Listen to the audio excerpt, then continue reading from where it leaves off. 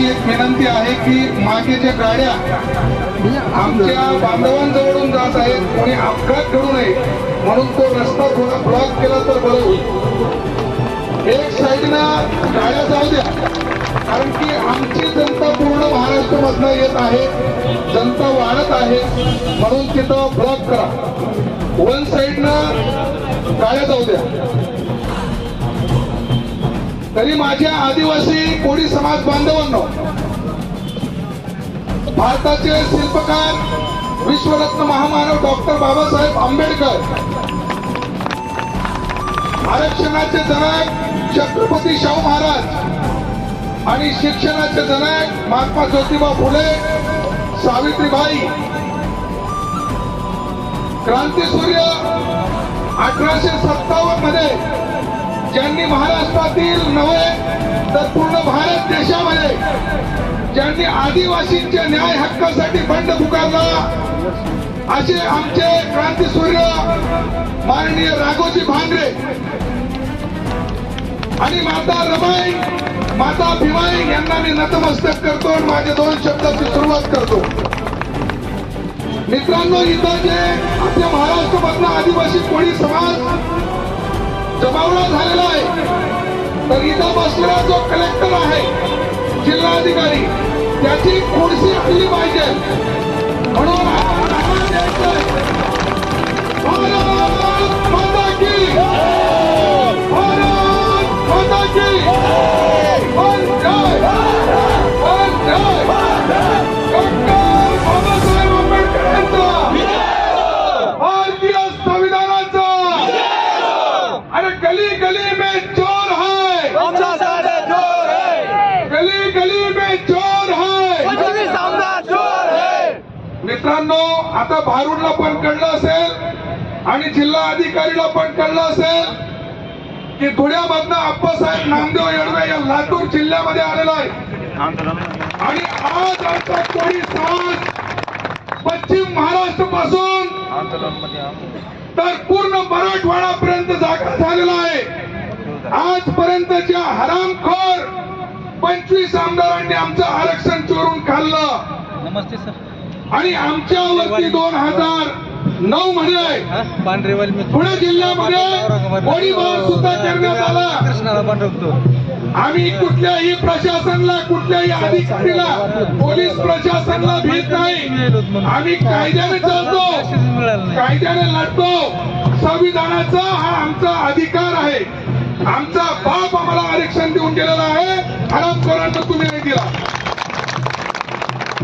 आणि तुमच्या दम असेल तर तुम्ही 5 तारखेला मीटिंग मध्ये का नाही आलात?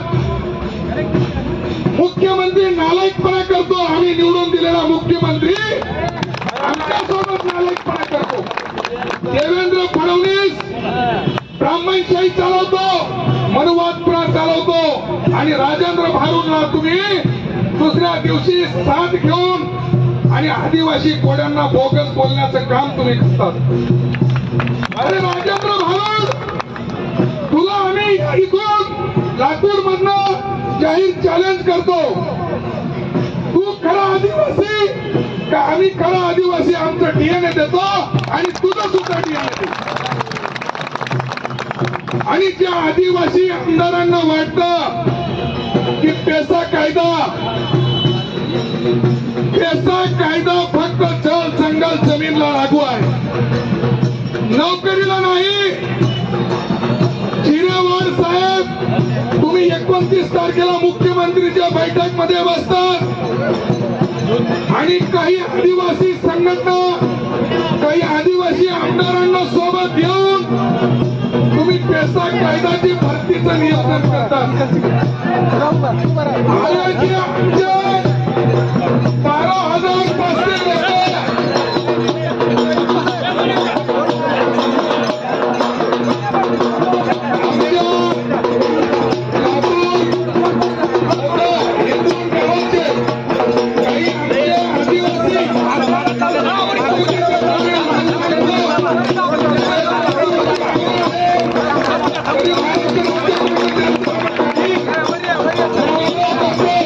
Thank you.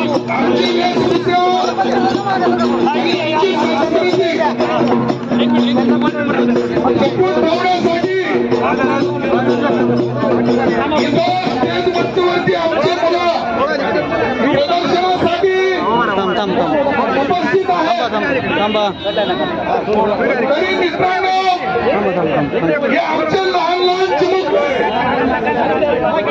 पेसा कायद्याची भरती फक्त आदिवासी 13 जिल्ह्यांमध्ये आणि 17 संवर्गामध्ये करण्याची गोष्ट उपसभापती जिल्हेवार तुम्ही कट कारस्थान रस्तात मग 47 जमाती या महाराष्ट्र राज्यामध्ये आहेत तर तुमचे 13 जिल्हे सोडून या इतर जे 23 जिल्हे आहेत या सर्व आदिवासींना नोकरी मिळेल का? जे आदिवासी पदावरनं जे वर्ग झालेले आहेत तर ते 12,500 लोकांची भरती तुम्ही फक्त 13 जिल्ह्याला लागू करणार का? मग इतर आदिवासींनी करायचं काय? आणि ही जी जात पडताना समिती 25 आमदारांनी भोर घातलेला आहे.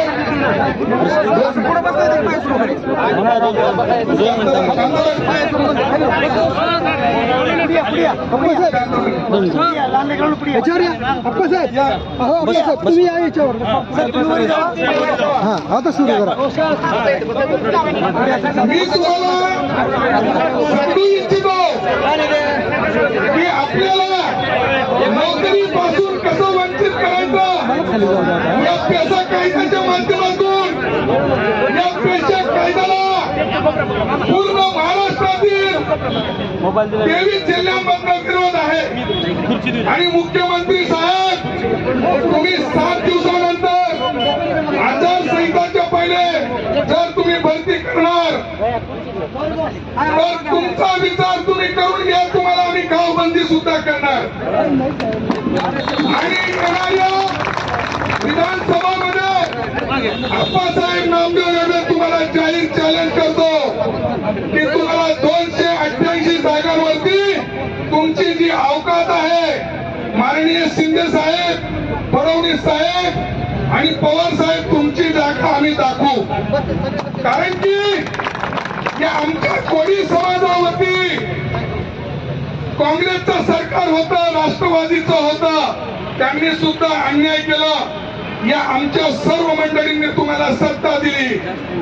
त्याच्यानंतर देवेंद्र फडणवीस तू आणि मी 2011 मध्ये तेव्हा तू विरोधी पक्ष नेता होतास आणि एका छत खाली आपण आझाद मैदानामध्ये होतो आणि तू आश्वासन दिलं की सत्तेत आल्यानंतर पहिले कोळ्यांचा प्रश्न सोडवला जाईल आणि तू आमच्या मतांवरती मुख्यमंत्री बनला.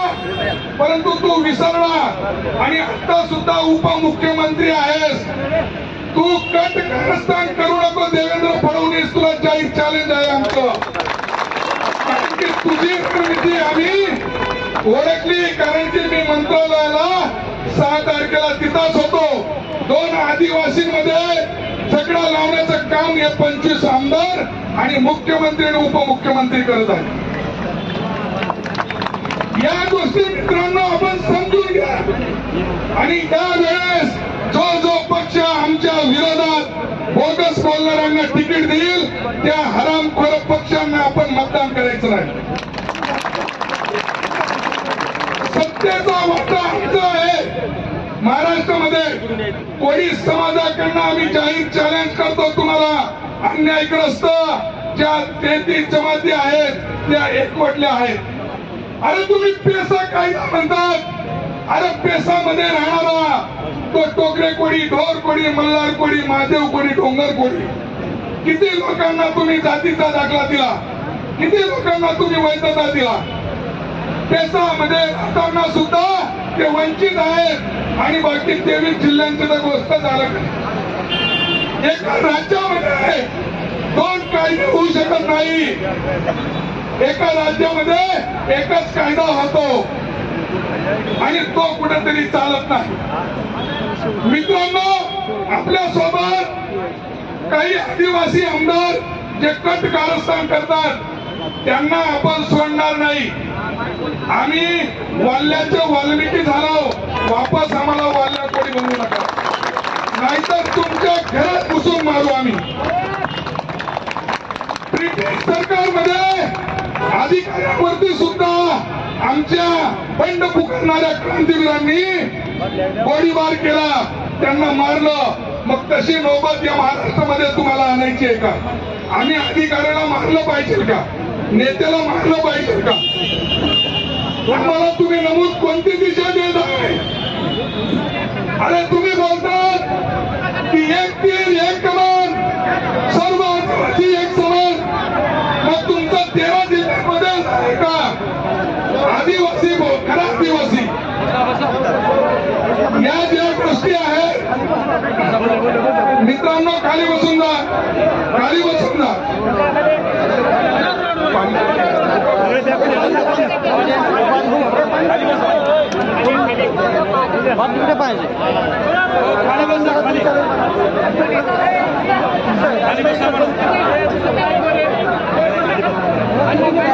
पोलीस बांधवांना पुनः माझी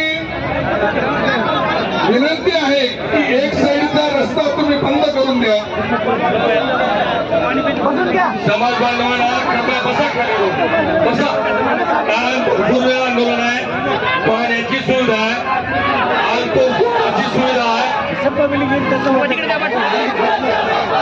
आरक्षण आमच्या हक्काचं, आरक्षण आमच्या हक्काचं, आरक्षण आमच्या हक्काचं. गली गली में शोर है, गली गली में शोर है. आदिवासी 25 आमदार चोर है, कारण की आतापर्यंत त्यांनी चोरी करून खाल्लं. आणि चिरेवाड साहेब तुम्ही मुख्यमंत्री सोबत जातात. अरे तुमच्या दम असेल तर सोबत घ्या ना तुम्ही, तुमच्या दम नाही. कारण की आदिवासी हा हमेशा सत्य बोलतो आणि तुम्ही स्वतःला खरे आदिवासी म्हणतात, परंतु तुम्ही 100% खोटे बोलतात. हा फरक तुमच्यात आणि आमच्यात. म्हणून मित्रांनो, आपल्याला घाबरून जायची गरज नाही. पेसा कायदा भरती ही रद्द झाली पाहिजे, रद्द झाली पाहिजे की नाही? पेसा भरती ही रद्द व्हायला पाहिजे, कारण की पेसा भरतीमध्ये जर 13 जिल्ह्यांचे लोक भरण्यात येतील तर 23 जिल्ह्यांनी काय करायचं? मोठा प्रश्न आहे. कारण की 23 जिल्ह्यांमध्ये आमचा भील समाज असेल, आमचा पारधी असेल, आमचा ठाकूर असेल, आमचा टोकरे कोळी, ठोर कोळी, मल्हार कोळी, महादेव कोळी असेल. या महाराष्ट्र राज्यामध्ये 36 जिल्हे आहेत. तर मग पेसा कायदा भरती ही रद्द करायला पाहिजे आणि 36 जिल्ह्यांमध्ये पूर्ण महाराष्ट्रामध्ये ही भरती राबवा. आणि जे आधी संघ पदावरती गेलेले आहेत ते मुळात खरी आदिवासी आहेत, परंतु तुम्ही कट कारस्थान रचून जात पडताळणी समितीवरती दबाव तंत्र टाकून खऱ्या आदिवासींना तुम्ही अवैध घोषित करून त्यांना तुम्ही भोगचा ठपका मारला. म्हणून 25 आमदार, मुख्यमंत्री, उपमुख्यमंत्रीचा आम्ही जाहीर निषेध करतो आणि जात पडताळणी समितीचा सुद्धा आम्ही जाहीर निषेध करतो. आता तुम्ही या महाराष्ट्र राज्यामध्ये बोगस आणि खराचा नारा चालवलेला आहे. मग इतर राज्यांमध्ये बोगस नाही का? पूर्ण भारत देशामध्ये कोणी बोगस नाही. फक्त इथं आरक्षण तुम्हाला पाहिजे, 13 जिल्ह्यांमध्ये आरक्षण पाहिजे, तर आमची लोकसंख्या दाखवतात. आणि जेव्हा आमचा हक्काची गोष्ट येते तेव्हा मात्र तुम्ही आम्हाला बोगस म्हणता. अरे नालायकांनो, तुमचे दम असेल तर आमने सामने या आणि आम्ही तुम्हाला आमचे कागद देतो आणि तुम्ही सुद्धा 1950 चे आम्हाला कागद द्या. अरे तुम्ही मध्य प्रदेश, गुजरात आणि केरळ कर्नाटकहून घुसखोर आदिवासींनी इथं घुसखोरी केली, त्यांना तुम्ही रेशन कार्डवरती जातीचा दाखला आणि जात वैधता दिली. आमच्याकडे 100 पुरावे असून आम्हाला जातीचा दाखला दिला जात नाही, जात वैधता दिली जात नाही. म्हणून हा अन्याय कुठेतरी थांबला पाहिजे आणि म्हणून आपण ते इथं लातूर मध्ये कार्यक्रम केलास, आम्हाला तुम्ही बोलवलं, आम्हाला मान सन्मान दिला, तर तुमचे आम्ही खूप खूप आभार आहोत. एक नारा वापस जिल्हाधिकाऱ्यापर्यंत केला पाहिजे. हम सब हम सब हम सब. जय हिंद, जय भारत, जय संविधान, जय बाबासाहेब आंबेडकरांचे विजय. धन्यवाद साहेब. आमच्या इथं महिला भगिनी लाडकी बहीण योजना एक चालवलेली आहे, परंतु आम्हाला विश्वास आहे पूर्ण महाराष्ट्रामध्ये लाडकी बहीणची योजनाचा पण लाभ घ्या, परंतु आपल्यावरती जे सरकार अन्याय करतं त्याची सुद्धा जाणीव ठेवू द्या. कारण की तुम्हाला 1500 रुपये देऊन हे ठगी सरकार तुम्हाला ठगेल आणि तुमचा शेतकरी बांधव, तुमचा सैनिक बांधव त्याला वंचित ठेवेल आणि त्याची लुटमार करेल. म्हणून आपण 1500 रुपये पण घ्या आणि जर माझी सरकार आली तर तुम्हाला 1500 नाही 3000 रुपयाचा महिना देऊ. जय हिंद, जय भारत. धन्यवाद हेडे साहेब. यानंतर आपले ॲडव्होकेट गणेश सोनवणे साहेब, मी यांना विनंती करतो की आपण त्यांनी सविस्तर कायदेशीर मार्गदर्शन करावं. गणेश सोनवणे साहेब. माझ्या समोर बसलेले सर्व वाल्मिकी व्यासपीठावर सर्व माझे महर्षी वाल्मिकी या सर्वांना एक वाल्या कोणाचा जय वाल्मिकी मित्रांनो. वाल्मिकीच्या माणसाने तर त्याचं भाषण व्हायला पाहिजे. व्हिडिओ करायचं अरे आमच्या बापाने रामायण दिली तेव्हा आमच्या आदिवासी बांधवांना कुठेतरी शबरी माता काढली.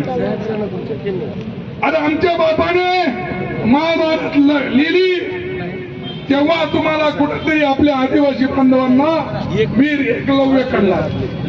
कुठलीही जात त्याच्यावरती अधिकार जमू शकत नाही. आम्ही आदिवासी आहोत आणि आम्ही खरे आहोत. आणि जर तुम्ही खरे असणार तर आमच्या सोबत लावा ना बाई शांतताने. तुम्हाला देतो प्रत्येक प्रश्नाचे उत्तर आम्ही देतो.